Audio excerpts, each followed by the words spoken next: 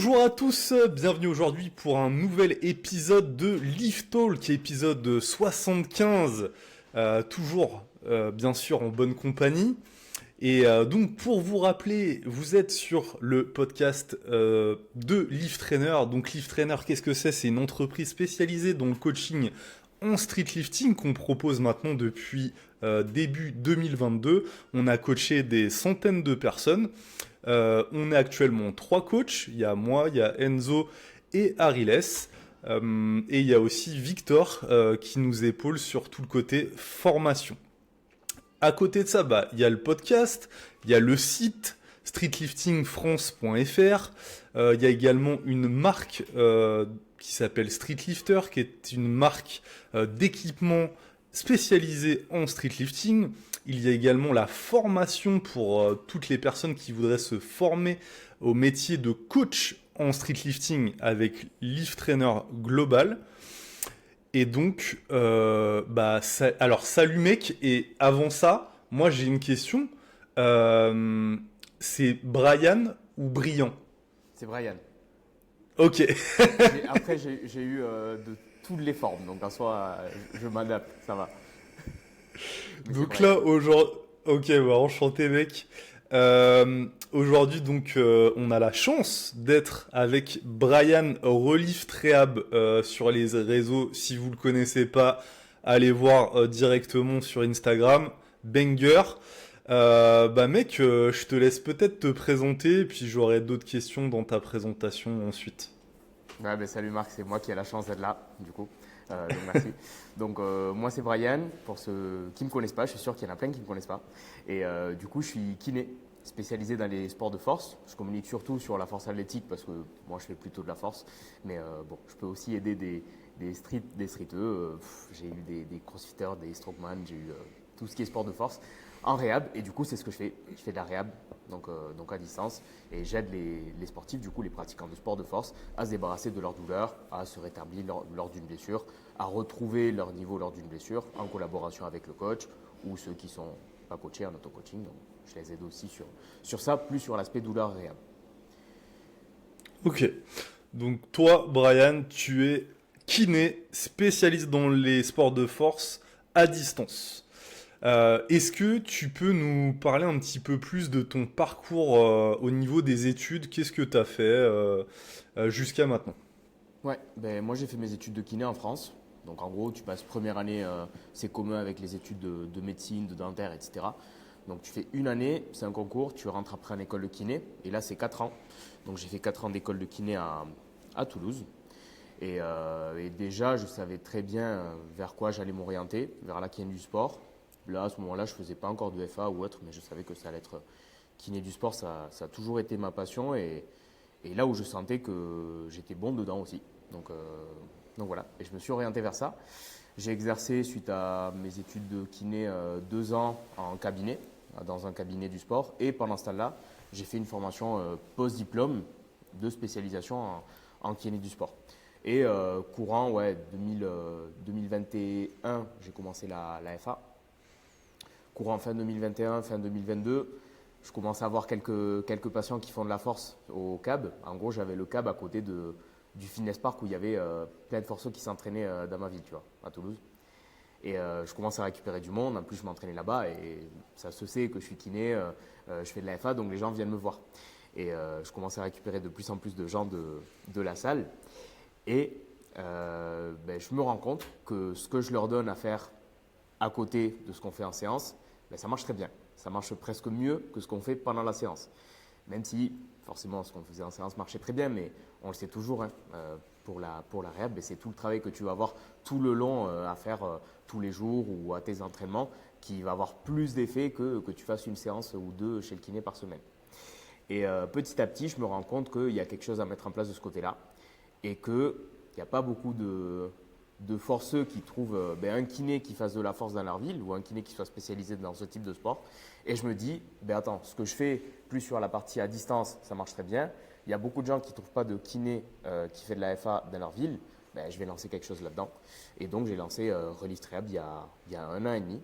Là, ça fait 1 an et demi. Et maintenant, on est 3. Donc, il y a moi, Maxime et Amélie. Donc on est 3 Ok. kinés dans l'équipe qui du coup on fait tous les 3 de la FA. On a tous le même mode de fonctionnement sur ça et on est 3 dans l'équipe à aider les forces. Ah, c'est beau. Quelle ascension. Et encore, c'est que le début, hein. C'est que le début. C'est que le début. Est-ce que... Alors là, tu nous as posé un petit peu les bases. Donc, 1 an et demi que tu as lancé le projet. C'est quoi un petit peu, Brian, toi, comment, ton parcours sportif quand tu étais plus jeune? Parce que là, tu as fait de l'AFA à partir de 2021. Qu'est-ce que tu as fait avant ça? Tu vois, c'est bon, t'as dit Brian. Ouais, mais en fait, c'est un mélange. Je crois que c'est, tu sais, c'est la façon de prononcer en breton, tu vois. Ah bon, allez, je Non, laisse faire. non, je plaisante. Non, mais Je plaisante. Brian, ça va, t'inquiète, c'est pas un souci.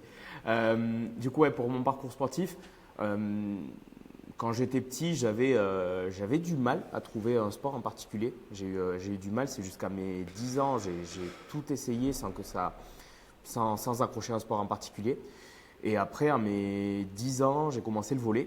Et là, ça a été le sport de ma life. Pendant 12 ans, j'en ai fait, je pense, jusqu'au Covid à peu près. J'ai fait ça. Pour 1m70, ça me correspondait très bien en termes de morphologie. 1m70, un peu en surpoids et tout, le volley, c'était un super choix. Euh, Ça va, j'avais une bonne détente en vrai. Mais tu vois, aussi en lien avec les blessures, au volley, j'ai eu pas mal de blessures et jamais très bien prises en charge. C'est des choses qui m'ont limité dans ma pratique. Et c'est ça aussi qui m'a un peu poussé à, à faire le choix de faire kiné et puis à vraiment faire le choix d'aider les gens comme je le fais maintenant, comme j'aurais bien aimé être aidé à l'époque. Donc j'ai fait du volley jusqu'au Covid. Avant, j'avais déjà commencé la muscu. Et la muscu, j'ai fait 3-4 ans et ça a terminé en force athlétique en 2021. Et depuis c'est que FA, même si j'aime toujours la partie un peu plus développement d'autres qualités au-delà des 3 mouvements. J'aime bien varier. Ok, donc t'as toujours fait du sport en fait étant jeune. Et là d'ailleurs, t'as quel âge toi, Brian? Là, j'ai 27 ans. Ok, Ouais. d'accord. Ouais, donc t'as un bon passif sportif quand même. Ouais, ça va, j'ai toujours aimé faire du sport quand même. Ouais. Ouais, ouais. Donc là, tu nous expliquais que au début, après tes études, t'étais en cabinet. Mm. Qu'est-ce qui a fait, au-delà du fait que bah, t'aimais peut-être plus ça, le distanciel, qu'est-ce qui a fait que maintenant t'es full distanciel? Est-ce qu'il y a encore peut-être, je sais pas, une toute petite partie présentielle? Est-ce que tu comptes refaire ça à un moment donné ou là maintenant t'es lancé, c'est que distanciel? Ouais. Bon, déjà, je garde encore une petite partie présentielle occasionnellement dans l'année. Et c'est principalement lors des compétitions du coup, où je collabore avec OPT. Euh, Où du coup, on collabore sur l'aspect présentiel sur 4 compétitions à l'année. Je me déplace et je fais les soins pour les athlètes autour de la compétition. C'est plus de la thérapie manuelle, on va dire, pour soulager les quelques bobos qu'il peut y avoir autour de la compétition, mais ce n'est pas directement en lien avec vraiment tout le processus de réhab qu'on peut avoir chez un athlète. Donc du coup, ta question, c'est comment je me suis orienté vers le distanciel, s'il y avait d'autres raisons au-delà de ça.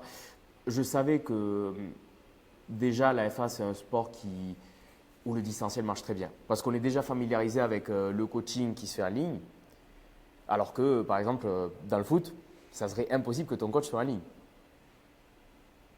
Que ton coach de foot, pas ton prépa physique, ton coach de foot soit en ligne. Avec la FA, on est déjà familiarisé avec cet aspect distanciel.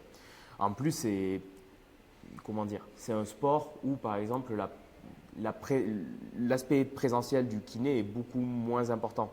Parce qu'il y a très peu de choses qui peuvent se passer dans tes entraînements. Dans le street, pareil, c'est 3 mouvements, c'est 4 mouvements en fonction de si c'est force et street. Et c'est des mouvements qui sont reproductibles, répétables, où il n'y a pas un gars qui peut venir te tacler à n'importe quel moment et il y a le kiné qui doit intervenir sur le moment, tu vois. La plupart Mhm. des choses, c'est des choses que tu peux contrôler après a posteriori. Et forcément, je savais que si j'avais ce projet-là, moi j'ai fait le choix d'arrêter le présentiel parce que je voulais foncer à fond là-dedans et je savais que pour faire avancer les choses, à un rythme donné, il fallait foncer là-dedans et quitter l'aspect présentiel. Dans le futur, j'écarte pas revenir en présentiel. C'est quelque chose qui me plaît beaucoup. Les gens, Les gens ils me demandent beaucoup et ils pensent que j'ai un truc en contre du présentiel, en contre du massage, en contre de la thérapie manuelle. J'adore ça. C'est juste que pour moi, ce n'est pas la partie la plus importante dans les soins où je pense que sur cette partie-là, je suis remplaçable. Ça m'arrive par exemple avec les athlètes avec qui je bosse, de leur dire c'est moi qui s'occupe de la partie réhab, on va s'occuper avec ton coach de la partie gestion de la charge, les exercices de réhab, etc. Tu peux aller voir un kiné en présentiel à côté qui pour le coup, que ce soit moi ou pas, en gros le gap ou la différence de qualité ne va pas être si importante. Par contre, je considère que sur l'aspect réhab, là je pense que j'ai ma plus-value à apporter. C'est pour ça que pour l'instant je garde que le distanciel. Parce que c'est là où je pense qu'il y a ma plus-value. Ok, je vois. Ok, en fait, Ça répond à tout. Ouais, t'anticipes aussi même des questions que j'avais préparées. J'ai plus de questions, mec. T'as tout dit. On va réinsister sur ça. C'est quoi aujourd'hui les comportements pour toi qui sont les plus courants et qui amènent à la blessure?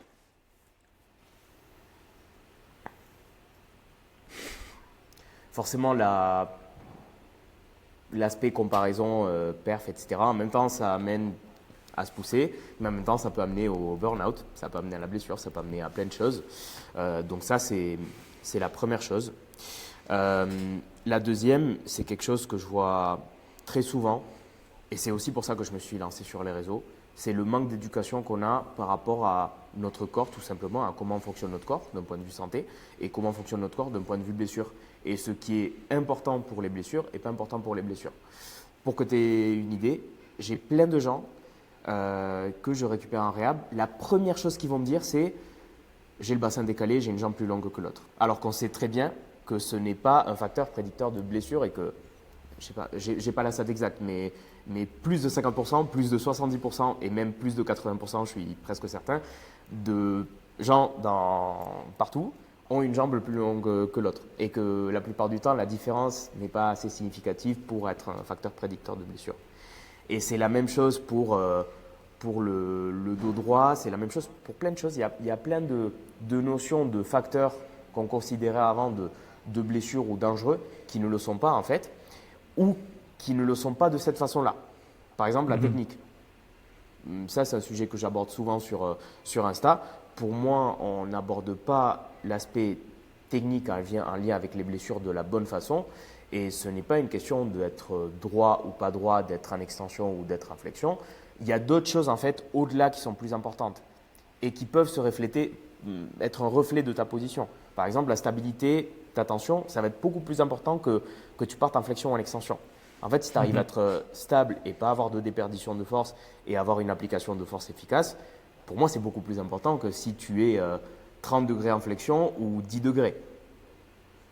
Et après, il y a la morphologie de chacun qui joue. Mais tout ça pour dire que, ouais, pour moi, ça serait un des comportements, c'est déjà tous les a priori qu'on a par rapport aux blessures et un peu le manque d'éducation et de mise à jour ou de mauvais messages qui ont été transmis d'un point de vue santé sur ça.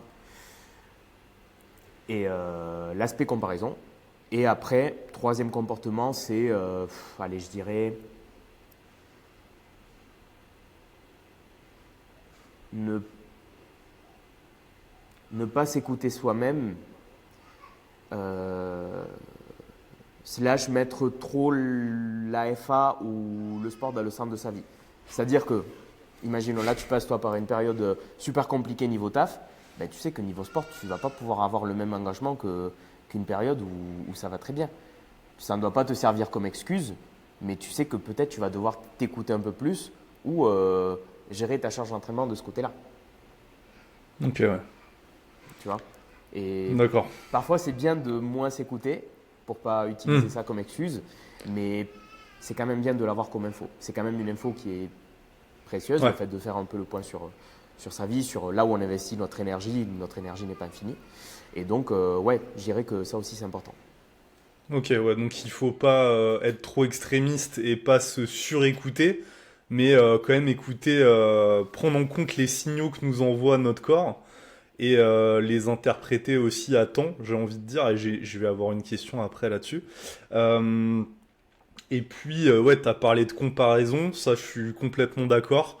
Mettre trop le sport au centre de sa vie, Moi, je vous conseille toujours de pas avoir que ça, parce que si un jour ça doit s'arrêter, il va y avoir pas mal de gens qui vont tomber en dépression, burn-out. Donc, ayez aussi des activités autres que sportives, je dirais. Même, je trouve que ça, il y a un bon équilibre en fait, qu'on a des activités qui n'ont rien à voir avec la force, même plutôt des trucs apaisants. Qui stimulent pas trop le système nerveux. Du coup, ça c'est important. Ok, et t'as parlé de plein de trucs intéressants, je te rejoins énormément, et aussi des croyances Ouais. qu'on a, des anciennes croyances, des trucs qui ont été dits et redits pendant des années, en fait, qu'on on se rend compte que c'est pas du tout ça le plus important. Et je suis quand même vachement d'accord avec toi. De toute façon, il y a plein d'exemples dans le réel avec des gens qui sont à top niveau et qui ont des techniques qui sont peu académiques et en fait qui ne se blessent pas et qui arrivent à performer avec ces techniques-là. Alors que nous, on insiste toujours de toute façon. En tant que coach, par exemple, je vous conseillerais toujours d'avoir une bonne technique et d'avoir une technique plutôt conventionnelle. Mais en fait, il y a des gens des fois qui apprennent et qui font pendant des années sur une technique qui est pas commune, on va dire, et qui arrivent à performer avec ça. Et parce que ils ont une bonne proprioception, ils ont un bon recrutement moteur, etc. Ils sont gainés, machin. Et bah en fait, ils passent à travers de soucis, alors que d'autres seraient beaucoup plus exposés en tout cas. Et de toute façon, ça, on pourra y revenir après.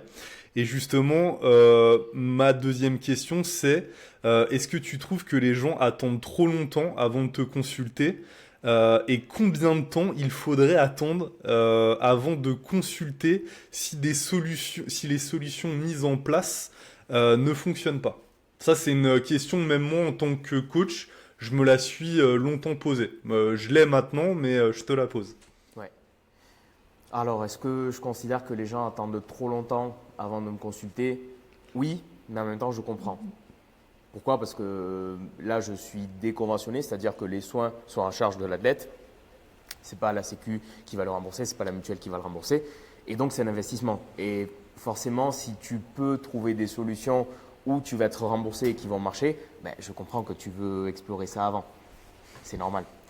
Et honnêtement, hein, tous les athlètes que je récupère, j'ai déjà vu 5 kinés, j'ai déjà vu des ostéos, j'ai déjà fait le tour des médecins du sport de ma ville et je ne sais pas quoi faire.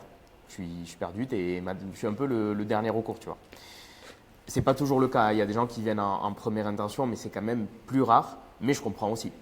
C'est comme un coach. Si là maintenant je suis moi en auto-coaching et que je prends 40 kilos de total par bloc, ben, je ne vais pas venir chercher un coach. C'est quand je vais être dans la merde, dire bon Marc, c'est bon, j'arrive plus à progresser, ou bon Marc, je vois que sur l'aspect technique là, j'ai des choses à améliorer. Ben là, je vais venir vers toi. Donc, je comprends aussi, même si je pense que si les gens consultaient avant, ils passeraient moins de temps en réhab aussi et on trouverait des solutions beaucoup plus vite. Forcément, depuis moins de temps que tu traînes une blessure, ben, plus rapidement vont apparaître les résultats quand on est sur la bonne voie. Donc ça, c'était concernant la première question. Par rapport à la deuxième, combien de temps est-ce que devraient mettre les gens à consulter? Alors, il faut différencier plusieurs types de blessures. Si par exemple, tu as une blessure aiguë qui est très incapacitante, qui survient d'un coup, par exemple sur une rep, lors d'un dips, tu sens un coup de couteau dans le pec. Bon, là pour le coup, c'est sûrement une blessure un peu plus traumatique. Donc là, je te conseille vraiment de consulter, que ce soit avec moi ou notre professionnel de santé, dans les jours qui viennent. D'accord? Voir le lendemain, le surlendemain, déjà avoir quelques éléments de réponse pour voir déjà, même si tu ne peux peut-être encore pas faire grand-chose d'un point de vue réhab les heures après, déjà éviter des comportements qui vont être délétères pour la cicatrisation. Et déjà avoir cet aspect éducation, croyance, etc., faire le point sur ce côté-là, qu'il n'y ait pas de comportement délétère pour la cicatrisation et donc pour ton rétablissement. Donc ça, sur ça, je conseille le plus vite possible. Deuxième cas de figure, c'est plus des gènes qui apparaissent sur un bloc et qui petit à petit s'accentuent. Là, pour le coup, la plupart du temps, si tu es coaché, ben, parle-en de suite à ton coach pour que ton coach voit est-ce que lui il considère que c'est normal par rapport au volume et aux intensités que tu as encaissées ou pas. Est-ce que du coup, si c'est normal, parce que c'est la deuxième question à se poser, est-ce que je change ou je laisse? Parce que parfois, on va laisser. On se dit c'est des tensions qui sont normales. On est par exemple sur un picking. Je ne vais pas complètement tout allouer parce que je sais très bien comment ça va se passer derrière lors du taper. En street, vous faites aussi un taper, par exemple. Ouais. Voilà. Tu sais que ces tensions-là vont se résorber et qu'elles sont dues à une fatigue qui a été cumulée. Donc, ton coach va voir si ces tensions sont normales ou pas. Ton coach va voir s'il y a des adaptations ou pas et à quel moment il va faire les adaptations. Et en effet, s'il voit que ces tensions ne sont pas normales ou que par rapport à là où tu en es dans ta prépa ou dans ta saison, ben, il vaut mieux prioriser l'aspect récupération, etc., ben, il va le faire. Et troisièmement, ben, s'il y a eu les adaptations qui ont été faites et malgré ça, il n'y a pas eu d'amélioration, là, dans ce cas-là, je te conseille de consulter. Donc, disons que pour moi, ces trois choses-là et ces trois critères-là passent devant l'aspect temporel, mais je pense qu'en soi, si on le met si on devait le mettre sur un cycle de temps, ça équivaut à peu près un mois, un bloc. Donc, je dirais plus d'un bloc des tensions qui restent, va consulter comme ça, tu es tranquille. Ouais.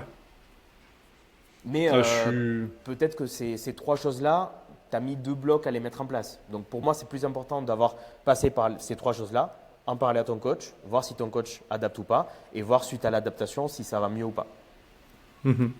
Pardon, je t'ai coupé. Ouais. Non, mais j'allais redire ce que tu as dit en fait, c'est que si par exemple la gêne, la douleur, en fait, elle s'améliore pas au bout d'un certain temps et que vous avez déjà mis des choses en place, et moi ça m'est déjà arrivé, je dirais qu'au bout de 2 semaines, je lui dis allez, vas-y, va consulter. Parce que là, on arrive au bout de ce que je peux t'apporter. Et justement, ça fait le parfait parallèle avec ma seconde question. C'est quel conseil donnerais-tu au coach qui n'arrive pas à résoudre une problématique de blessure? Je te pose cette question-là parce que je pense qu'il y a beaucoup de gens peut-être qui se disent que le fait de déléguer cette partie-là les décrédibilise, ou en tout cas fait que leur travail est un petit peu dévalorisé. Peut-être qu'il y a une question d'ego aussi, mais moi je pense que c'est un comportement aussi qui peut mettre en danger l'athlète, parce que le fait de chercher des solutions pendant trop longtemps, pour moi c'est pas une bonne chose, et je voulais avoir ton avis là-dessus. Ouais. Ben, j'ai un double avis en fait sur ça. Parce que je pense qu'un coach qui est bien formé, qui est vraiment bien formé en réhab, mais il va mettre à la misère un kiné sur l'aspect réhab. Vraiment. Ok. Vraiment. C'est-à-dire que là, par exemple, toi, Marc, tu te formes, mais tu deviens une bête en réhab, tu me laisses au chômage. Tu vois. Mais tu vois ce que je veux dire? C'est-à-dire que vraiment, un coach qui est bien formé en réhab, mais il a tellement de choses à apporter à un athlète. Le problème, c'est que bien se former en réhab, c'est très compliqué. C'est très compliqué. Il faut avoir quand même. Alors, en même temps, très simple et très compliqué. C'est-à-dire, les principes de la réhab sont simples. Je pense que l'analyse sur les mouvements, sur les exercices qui vont être donnés, il y a presque tout le monde qui peut l'avoir avec un peu de formation et pas mal de réflexion et prendre le temps de bien analyser ce qu'on donne et être précis dans ce qu'on donne. Et en même temps, il y a toujours le 20% des pratiquants qui vont avoir une pathologie ou un truc un peu plus touchy, où pour le coup, il faut passer par la case médicale. Donc en fait, c'est très compliqué. C'est-à-dire que, en même temps, j'ai envie de dire, il faudrait déléguer systématiquement, mais en même temps, un coach a tellement de choses à apporter sur l'aspect réhab avant de passer sur la case kiné. Et est-ce que tu penses justement… Ok, et aujourd'hui, même si j'ai déjà sûrement la réponse, est-ce que tu trouves que les coachs sont suffisamment formés en termes de réhab?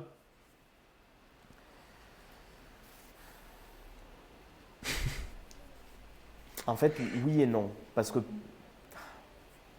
ça dépend d'où je mets mon comparatif. Par rapport à mes standards à moi, ou moi ce que je considère avoir une réhab, être une bonne réhab, non. Mais en même temps, là, si par exemple il y a un athlète qui est blessé et c'est son coach qui gère la réhab, où il doit écouter les conseils de son coach contre écouter les conseils d'un kiné lambda ou même qui est formé dans la kiné du sport mais qui ne s'intéresse pas trop au sport de force, Mais je fais 100% confiance au coach avant. Ok, ouais, je vois ce que tu veux dire. En fait, D'accord. ça dépend Ok. du standard qu'on prend. Ça dépend de la base de comparaison qu'on prend. Donc oui et non. Mais il y a du potentiel et c'est quand même quelque chose d'assez récent, je pense, la réhab pour les coachs relativement récents, même si. Mais là, c'est vrai que c'est un peu plus à la mode où il y a beaucoup de coachs qui essaient de se différencier via ça et c'est très bien d'ailleurs parce que vous avez des compétences qui sont différentes que celles que nous on a en kiné et je pense que chaque partie a son point à apporter sur ce côté-là. Mhm. Mais il y a toujours Et la case du un peu connaissance de la pathologie en particulier qui est toujours délicate en fait. Et si on n'a pas ça, il y a beaucoup de choses sur lesquelles on peut passer à côté. d'accord. Donc justement, alors la solution, quelle formation complémentaire conseillerais-tu à un coach ou à un pratiquant pour se former en kiné, en tout cas en réhab?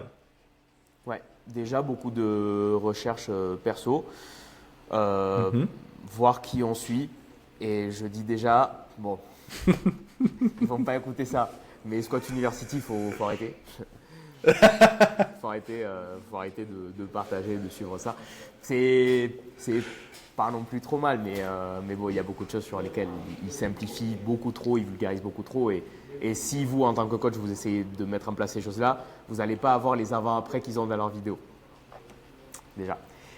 Non, mais plus sérieusement, beaucoup de lectures sur ouais, les différentes pathologies qu'on peut trouver tout simplement dans la kiné du sport. Vous ne trouverez pas grand-chose en FA parce qu'il n'y a pas énormément de littérature, mais cherchez dans le crossfit, cherchez dans d'autres types de sports et à partir de là, essayez de voir si en fonction des mouvements que représente la FA, le street lifting pour le corps, il y a des choses qu'on peut extrapoler de ces sports à nos sports. Euh, Sinon, en termes de formation un peu plus concrète, bon, moi je fais des séminaires aussi. Donc là, j'en ai fait un la dernière année. Peut-être j'en fais deux en 2025.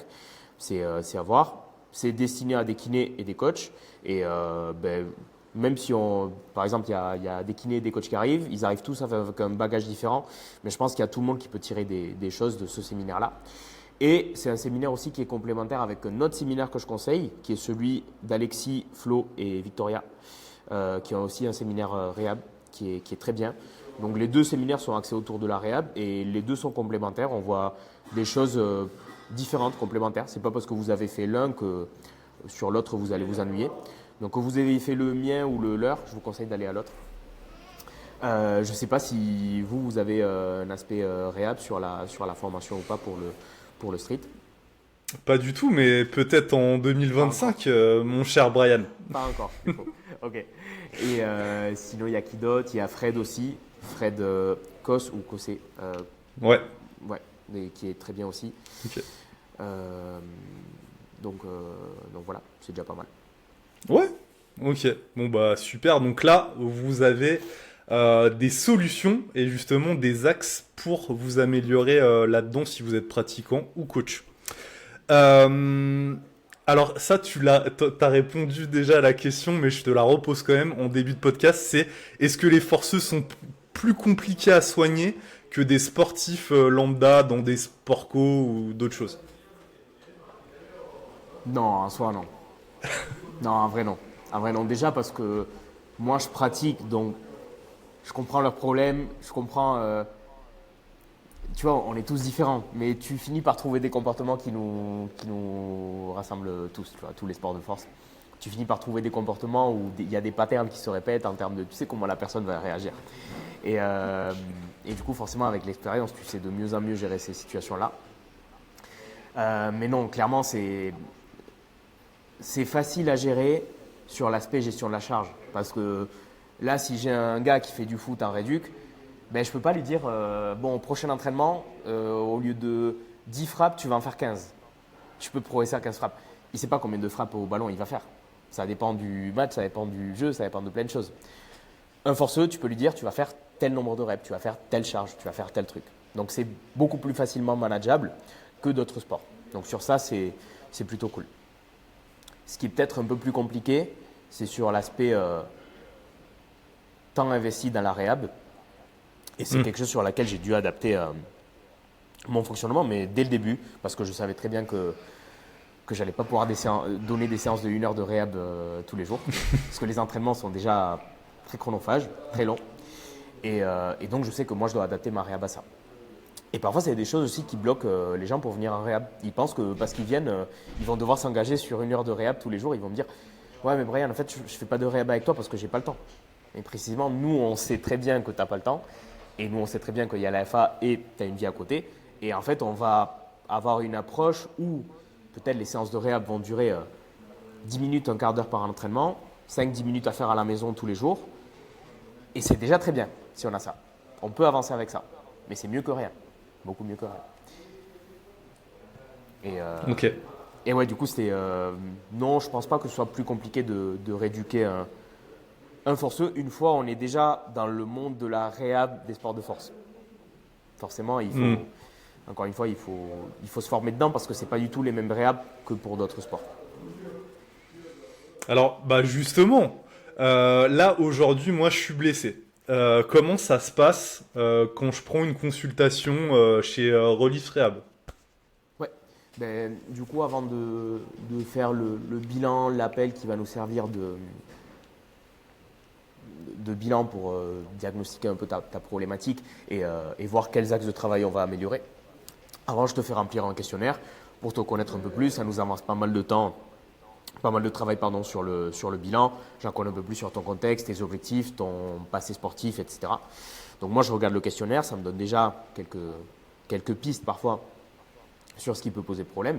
Et lors du bilan, ben, on prend le temps qu'il faut. En général, ça dure entre demi-heure et 1 heure, mais pour moi, le bilan, c'est essentiel. Si on n'a pas un bon bilan, on ne part pas sur des bonnes bases. Et s'il faut que je le fasse durer 1 heure et demie, je le fais durer 1 heure et demie, parce que je sais que c'est du temps gagné après sur ma réhab. Je sais que c'est plus probable qu'on soit sur la bonne voie dès le début, en fait.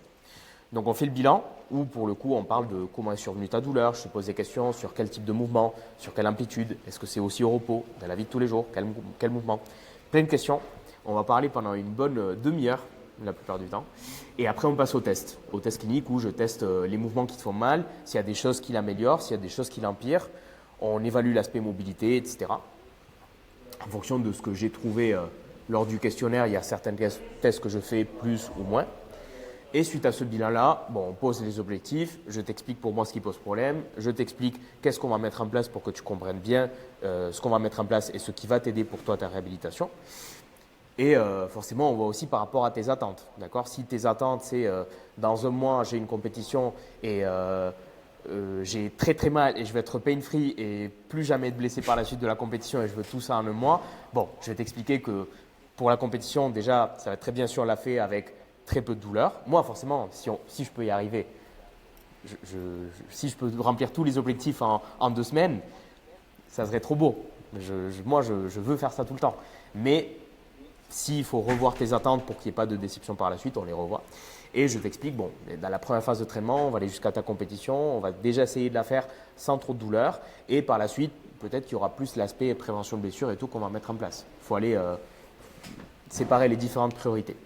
Donc suite à ce bilan, tu reçois ton plan de réhab, tes exercices de réhab. En fonction du temps que tu as dispo, en fonction de comment on veut l'agencer, de ce qui est le plus pertinent, on l'agence d'une façon ou une autre.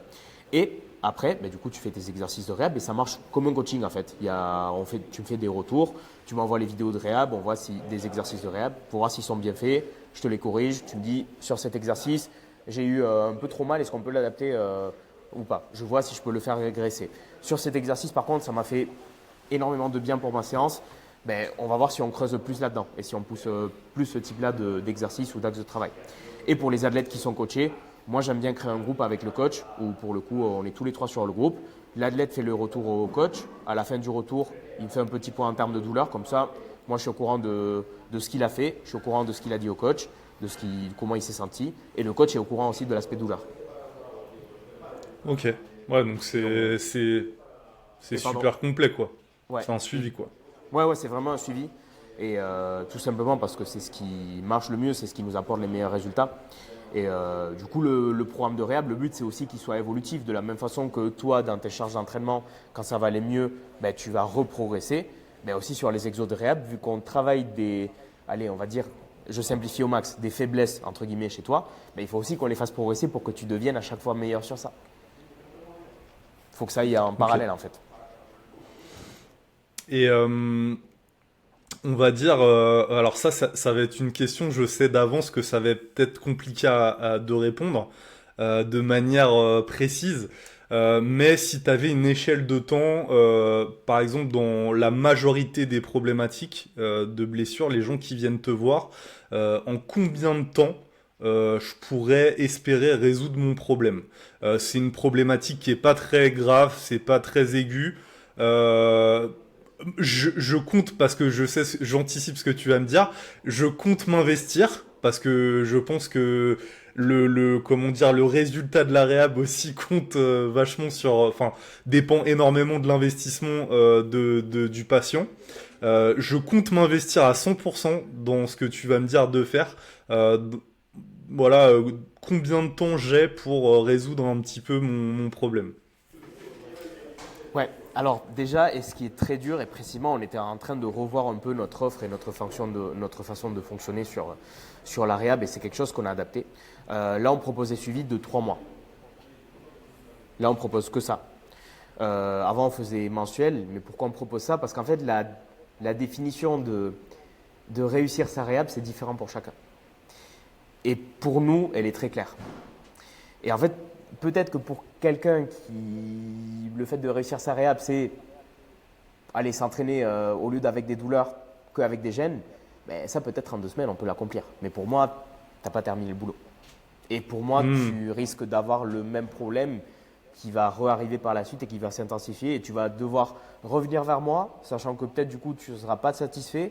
Et moi, je ne serai pas satisfait parce que tu es revenu vers moi, je t'ai récupéré, je t'ai lâché sans être complètement récupéré. Donc, et du coup, on préfère vraiment partir de la base où, pour nous, le fait de vraiment réussir ta réhab, c'est t'entraîner sans douleur, c'est retrouver ton niveau d'entraînement d'avant. Ça ne veut pas dire que tu dois retrouver ton prime, mais on va dire que les charges d'entraînement auxquelles tu es en train de toucher, c'est plus un truc ridicule comme quand tu as mal et du coup tu dois baisser les charges. Tu vois, c'est vraiment, là c'est bon, je peux envoyer de l'intensité sur mes entraînements, j'ai plus de douleur le lendemain et j'encaisse bien.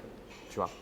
Et après, il y a le troisième aspect, c'est avoir poussé suffisamment loin les exos de réhab et les axes de travail qu'on a identifiés en lien avec ta blessure, comme pour nous dire, ben Marc, il ne va pas se reblesser au bout d'un mois ou il ne va pas se reblesser au bout de 2 mois. C'est-à-dire que s'il continue à mettre en place ses exos, théoriquement, il ne devrait plus avoir de problème sur cette zone-là.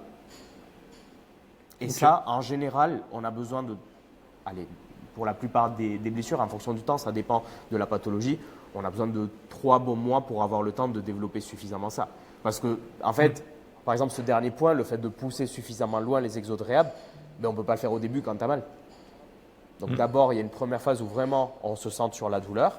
Et après, deuxièmement, ben, quand on peut intensifier les exos de réhab, on peut intensifier ce que tu fais à l'entraînement, ben, il y a cette deuxième priorité qui se met en place. Donc je dirais 3 mois, mais il y a des gens, par exemple, l'aspect principal, c'est la douleur. Et en 4-5 séances d'exo de réhab, donc en 2 semaines, ils ont plus mal. Ce n'est pas le cas pour tout le monde, mais ça arrive. Il y a des gens, c'est plus. Ok. Et du coup, je te parlais des gens qui n'étaient pas assez impliqués dans le processus. Nous, on retrouve ça dans le coaching en streetlifting, mais je pense que toi aussi, tu as ça. Mais je pense qu'avec le temps, tu as de moins en moins affaire à des gens comme ça, ou tu as toujours ce genre de clients, on va dire?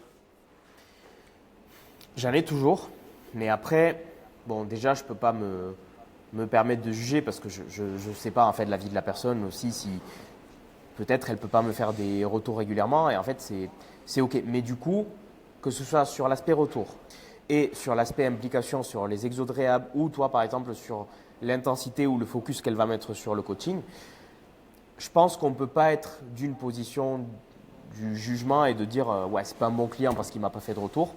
Mais par contre, il faut que le client revoie aussi ses attentes. C'est-à-dire que tu ne vas pas forcément avoir les mêmes résultats qu'un gars qui est super impliqué. Et en fait, ça, il faut l'accepter. Donc, il y a toujours des compromis à faire.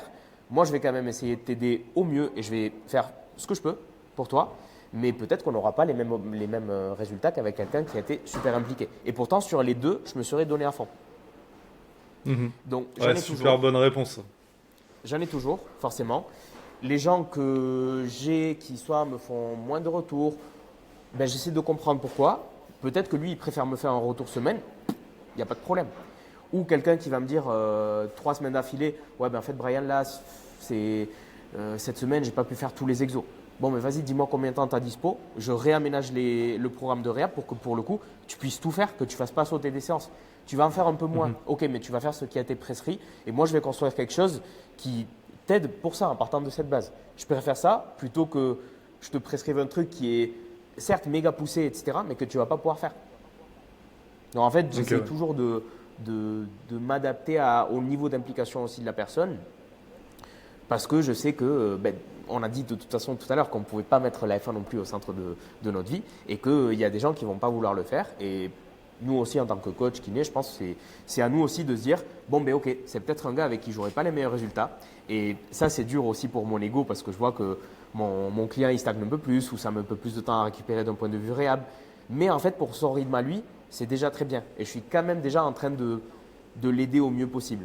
Et c'est dur, hein, je dis ça très facilement et je pense que c'est une très bonne réponse. Mais quand j'y suis et que ça traîne et que je sais que le niveau d'implication est en lien avec ça, ben, tu te dis, ça fait chier d'avoir ces résultats-là, tu vois.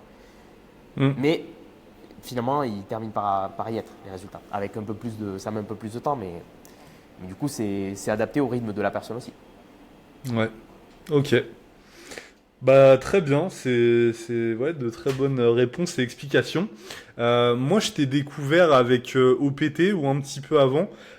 Tu nous as dit que là, tu les épaulais sur les compétitions nationales et internationales aussi, non?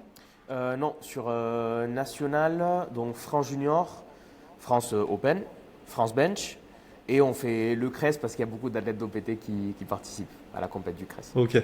Donc en gros, c'est les 4 compètes où il y a le plus d'athlètes d'OPT. Ok. Et tu fais aussi donc des séminaires en collaboration avec eux.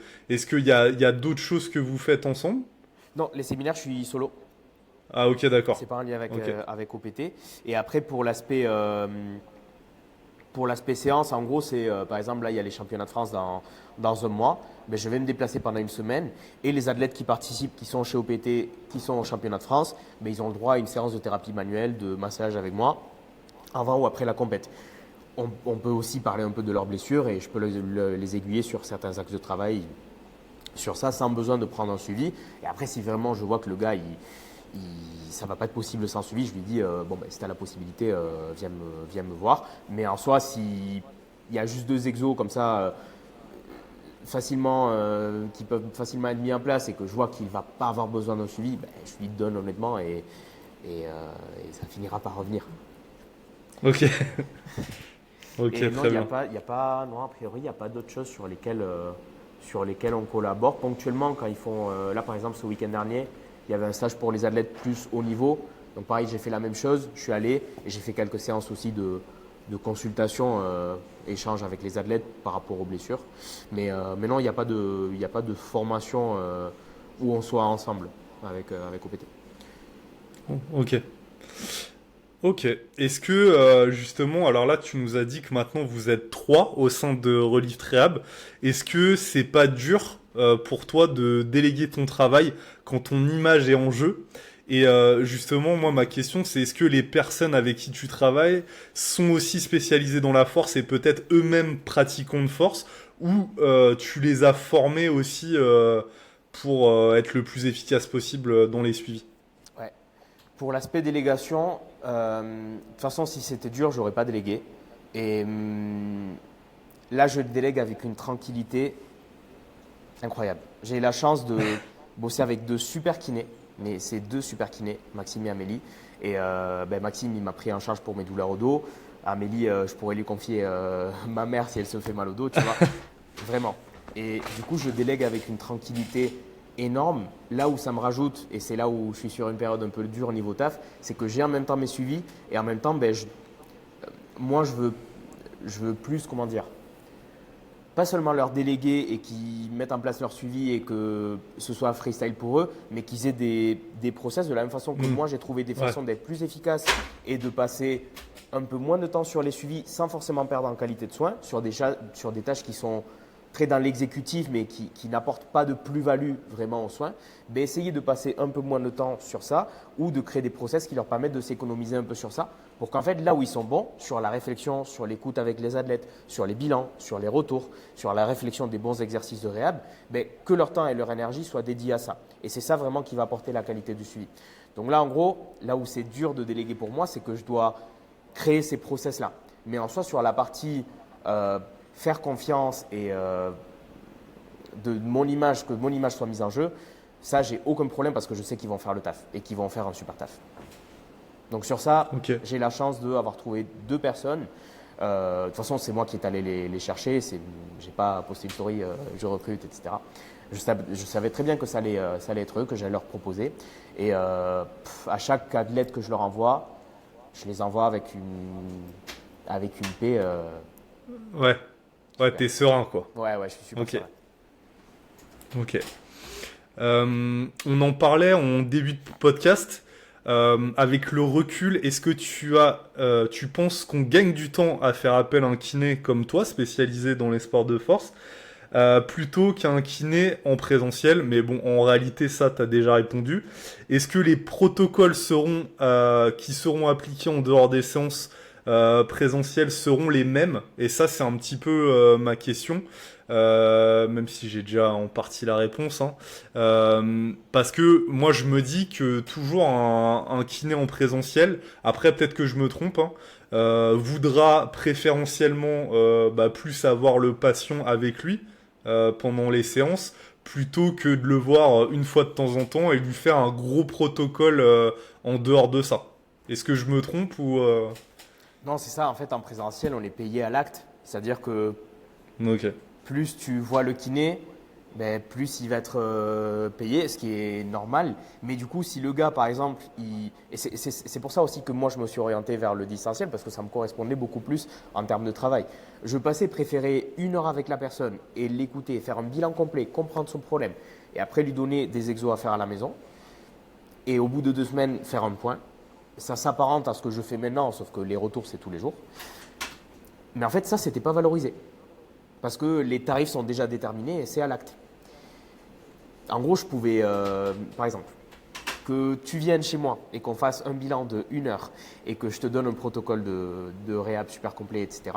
Si je suis conventionné avec la Sécu, ben, ça va être autant rémunéré que tu ailles chez un kiné, il te pose des électrodes, il te pose du chaud et il te laisse dans une salle, il va prendre 10 autres patients. Et toi, tu payeras autant. Mais du coup, le gars qui travaillera moins bien, il sera en train de voir 10 autres patients. Donc, il sera 10 fois mieux payé que le premier. Ouais. Après, encore une fois, j'ai rien contre la kiné en présentiel et je rêverais de monde où on puisse mettre en place ce que je fais plus en présentiel et qu'on soit valorisé à la juste hauteur. Je rêverais de ça. Ça serait magnifique. Pour l'instant, avec le système actuel de santé, c'est compliqué.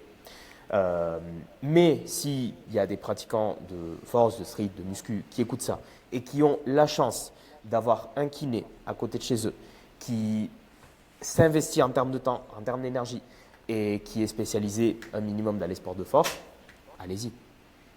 Allez-y. Allez chez lui avant de payer un suivi chez moi. Parce que tant mieux, vous avez cette chance-là, profitez-en. Mais forcément, il se peut que ce kiné ait une partie non conventionnée où il demande un supplément. Et ça me paraît normal et juste. Ok, ouais. Et justement, dans les formations d'État de kiné, est-ce que c'est un truc justement qui est valorisé, enfin mis en avant, et on vous pousse ou à l'inverse, justement, on vous réfrène complètement sur le fait de faire votre activité à distance? Ça, c'est la première partie de ma question. Et la deuxième, c'est est-ce que tu vois beaucoup plus de monde là maintenant se lancer en ligne? Est-ce que c'est le nouvel Eldorado, les kinés en ligne? Maintenant, tout le monde veut faire ça. Il n'y a plus personne qui veut bosser en kiné, en cabinet? Ouais. Alors déjà, la notion de kiné à distance, ça n'existe pas. Ok. Moi, je pense, je sais pas si c'est illégal ou pas, mais je peux me faire taper dans les doigts si par Ah, exemple ok, je mets ouais. un bio kiné à distance. Donc, moi, je fais de la réhab à distance, je suis kiné, mais je fais de la réhab à distance. Voilà, D'accord. juste pour qu'on soit clair. Mais bon, en soi, c'est des termes. C'est jouer sur les termes, tu vois. C'est de la même façon, pour moi, un coach qui fait de la réhab, même si moi je suis kiné, il va faire le même taf que moi. Hmm. Mais il ne peut pas marquer kiné à distance. Il peut marquer réhab à distance. Et réhab, ça veut tout et rien dire. Ok, ouais. Euh, du coup, non, dans les formations, en fait, dans les formations d'État, on t'incite même, et même le contenu de la formation est destiné à que tu travailles en salariat à l'hôpital. Ah oui, ok. Donc en fait, tu as, Carrément. 80% de la formation qui est construite autour de ça, alors qu'en réalité, il y a 10% à peu près des kinés qui travaillent en salariat à l'hôpital. Ok. Du coup, Ah ouais. ouais, ça n'a aucun sens. On n'a pas entendu parler une seule fois de l'aspect entrepreneuriat, de l'aspect monter son cabinet, parce qu'en fait, tout l'aspect marketing, se mettre en avant, comme si une profession de santé s'est conventionnée, en fait, c'est très délicat. Tu ne peux pas faire Hmm. de pub quand tu es kiné en conventionné, tu ne peux pas faire de trucs comme ça.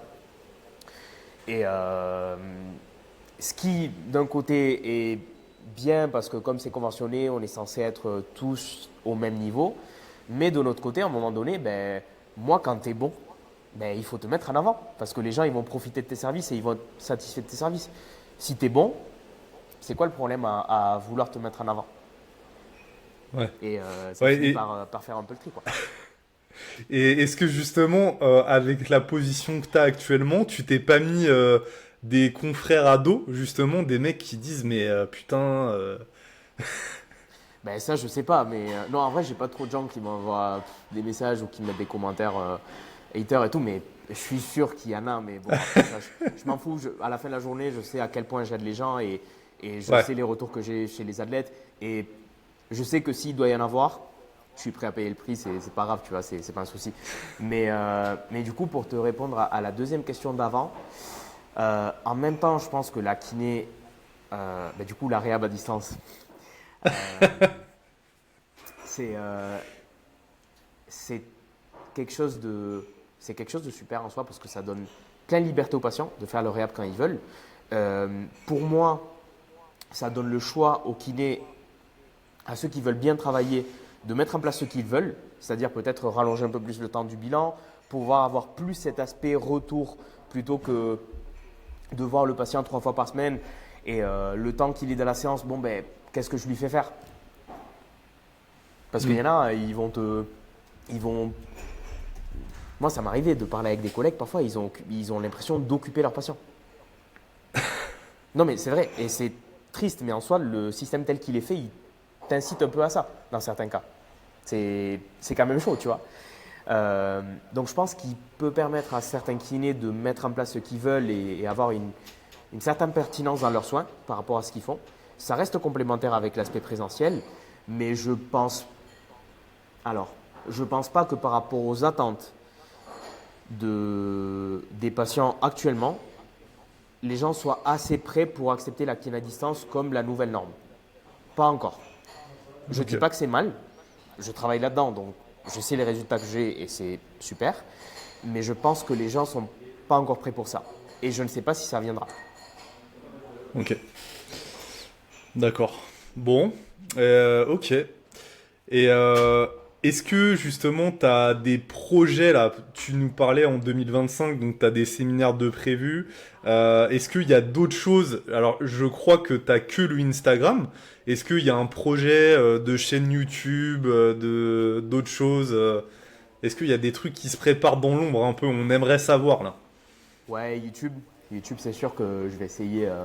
J'aime bien les formats YouTube parce que, bon, Insta, c'est super pour communiquer, c'est super pour avoir un certain trafic, mais je pense que toi, tu es pareil, tu es passionné. Synthétiser l'info en 1 minute, Ouais. c'est chaud. Et moi, ça ne me Mm. correspond pas par rapport à ce que je consomme. Ça ne me correspond pas non plus dans ma façon de transmettre les choses. Et je sais qu'Insta, je vais continuer, mais que voilà, il faut que je revoie un peu la stratégie de contenu pour que ça me corresponde. Alors que YouTube, j'ai la liberté de faire durer les vidéos autant que je veux, d'expliquer tout ce que je veux. Et puis, je sais que Sur YouTube, s'il y a quelqu'un qui me découvre dans un an, il va pouvoir redécouvrir une vidéo que j'ai fait maintenant et qui va être utile pour lui. Sur Insta, ce n'est pas forcément le cas. Il doit remonter tout mon feed et du coup, c'est un peu moins pertinent. Mais ouais, sûrement en 2025, j'aimerais bien accentuer, mettre l'accent sur YouTube. Un ou deux autres séminaires. Et pour l'instant, il n'y a pas d'autres projets. Je veux me concentrer sur les suivis, sur encore une fois créer des meilleurs process pour les suivis, pour améliorer encore plus la qualité de soins, que ce soit pour moi, pour les athlètes qui travaillent avec moi, pour les athlètes qui travaillent avec Maxime et Amélie, et pour Maxime et Amélie, eux, leur expérience en tant que kiné. Donc vraiment, je pense que ça va être la priorité de 2025, c'est améliorer au plus possible, presser au plus possible tout le citron des suivis et avoir la meilleure qualité possible de suivi. Et après, on verra s'il y a d'autres choses pour plus tard. Ok, ouais, donc tu te concentres vraiment sur le cœur de ton travail et c'est peut-être d'ailleurs ce que certains oublient, quoi. Hein. Je parle, moi, par exemple, en tant que coach, vous êtes ok à côté de ça un créateur de contenu, mais vous êtes coach à la base. Et donc pour toi, bah, c'est la même chose et je trouve ça super et c'est aussi pour ça d'ailleurs que je t'ai invité aujourd'hui sur le podcast parce que de toute façon, je voyais ce que tu faisais. C'était qualitatif, t'étais passionné et surtout, et ça je te l'ai dit, que j'ai eu des très bons retours en fait te concernant parce que moi j'ai eu un certain nombre d'amis powerlifters qui se sont rapprochés de toi et qui ont eu des résultats et je sais qu'il y avait des mecs qui traînaient ça même des fois depuis des années. C'est ce que tu disais, t'étais un petit peu leur dernier espoir, sinon ils allaient arrêter. Car moi je connais un mec, peut-être que tu te rappelles de lui, il s'appelle Melvin. Ouais. Et c'est mon pote et du coup lui presque il allait arrêter le power parce que c'était trop handicapant et puis ça le saoulait quoi parce qu'il progressait plus, il régressait même et c'était compliqué quoi. Donc voilà. Et puis bah ce podcast, si vous êtes resté jusqu'à maintenant, c'est l'occasion aussi de vous dire que dorénavant, si vous faites appel à nos services, vous serez redirigé vers notre ami Brian, puisque initialement on travaillait avec Étienne, mais Étienne en fait est très occupé par son activité au cabinet et n'a plus de temps pour le distanciel. Donc c'est aussi pour ça que je voulais t'inviter, pour en savoir plus sur toi. Comme je le dis tout le temps, ces podcasts, c'est un prétexte pour parler avec les gens qui m'intéressent et que j'apprécie. Donc si vous êtes coaché par Lift Trainer, et ben voilà, c'est Brian. J'espère aussi qu'on aura la possibilité de créer peut-être des choses ensemble, qui sait, en 2025. Et donc, bah, suivez Brian sur son Instagram, Relift Rehab. Est-ce qu'il y a d'autres canaux d'information, hein, peut-être un site ou c'est juste sur Instagram? YouTube, sinon YouTube. YouTube, ok. Ouais. Donc pareil, Relift Rehab Ouais, sur YouTube. c'est ça. Ok, ça marche. Bon, en tout cas, mec, je te dis, hein, j'étais super content d'en savoir plus sur toi, savoir comment tu travaillais, d'où tu venais, qui tu es. Moi, je te souhaite beaucoup de choses pour 2025 parce que je pense qu'il y a encore une grande marge de progression du côté entrepreneurial parce que je pense qu'il y a un vide que tu as comblé là avec ton entreprise et il y a encore plein de choses à faire et du coup je pense aussi que les gens maintenant en tout cas moi je les encourage aussi de mon côté à aller vers des personnes comme toi parce que ça va être beaucoup plus efficace, vous allez gagner du temps et c'est pour ça que j'ai toujours même un petit peu une réticence hormis des cas très aigus, on va dire, où ça nécessite en fait quelque chose d'instantané.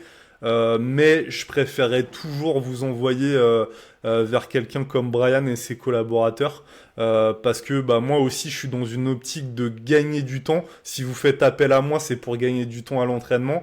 Et si par exemple vous êtes blessé et j'arrive pas à trouver de solution, bah moi j'ai pas peur de déléguer.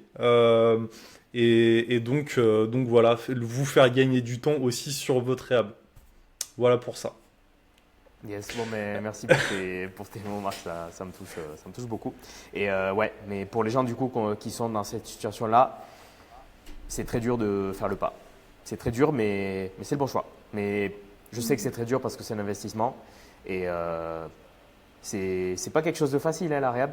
Mais s'il y a quelqu'un qui vous le vend comme facile, c'est qu'il n'est pas en train de vous dire la vérité.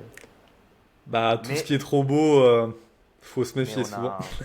on n'a pas le choix, c'est le pas qu'il faut faire. Voilà. Donc, sur ces bonnes paroles, je vous dis moi à la semaine prochaine pour un nouvel épisode. Et je vous dis à plus tard. Salut à tous. Salut. Ciao.